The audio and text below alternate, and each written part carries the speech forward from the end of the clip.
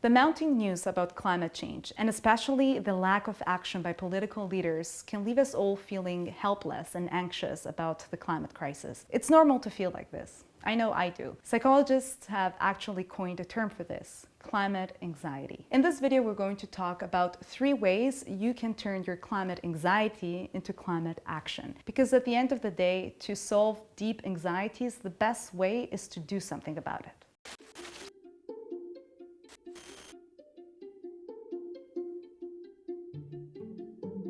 Before we start, and if you're new here, welcome to the Ecosia channel. Ecosia is a free search engine like Google, but we use our income to plant trees. You can use Ecosia on your desktop, on your mobile, and just start planting trees from wherever you are. Find more info in the description, and let's go on with the video.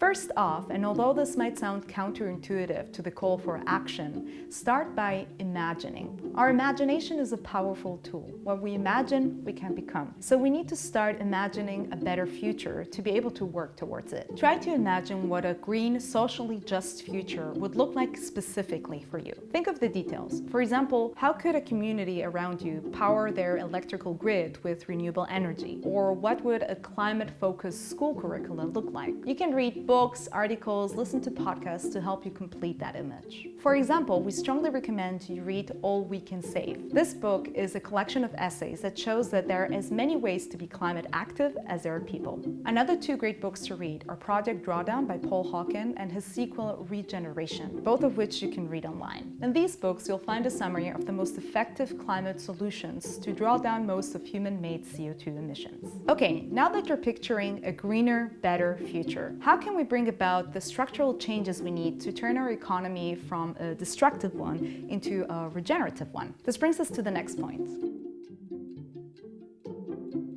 The NGO Pachamama Alliance describes 4 levels of climate action, each of which have different degrees of effectiveness. Level 1 and 2 are about individual action, such as recycling or learning about climate solutions and changing to a plant-based diet, for example. To get started at this level, you can use things like the Eco Challenge platform by Project Drawdown. This platform allows you to start or to take challenges within the most substantive climate solutions that are described in the book. The first 2 levels are important because it's where you start to live the change that you want to see. That already helps you release some of that anxiety. Levels 3 and 4 go a bit further than your direct circle. Let's first look at level 4. This one is about trying to change the system as a whole. At this level, you might do things like signing a petition to ask a political institution or a political leader to stop financing a polluting industry, for example. The reason this level is important is because it helps put a spotlight on a systemic issue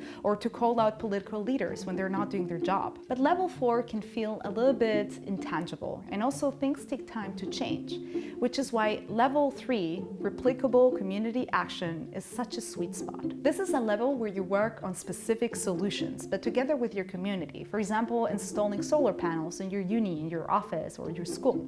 If you make your solution easily replicable, other institutions can copy it or adapt it to their situation, and you'll be having a dribble effect. As Pachamama Alliance underlines, at level 3, you're already starting to influence hundreds, maybe even thousands of people. Also, actions at level 3 feel much more tangible, which can give us back that sense of agency that climate anxiety takes away from us. It's also where we can be most helpful because we're finding solutions for the cultural or environmental context that we know best. So think about where your skills could be most useful. You don't even need to start from scratch. You can join an existing movement.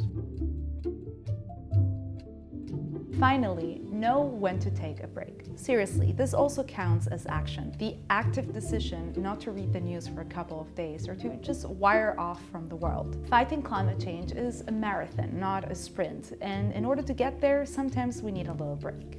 There's a quote by Suzanne C. Moser that says something like, "Burned out people are not well equipped to serve a burning planet." And we know from experience that that is absolutely true.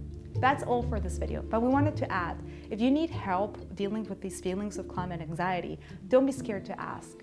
If you can, speak to your loved ones or your friends about how you're feeling or seek professional help. And now here's a well-deserved break from today. Punch up your volume for some sounds of Ecosia Forest.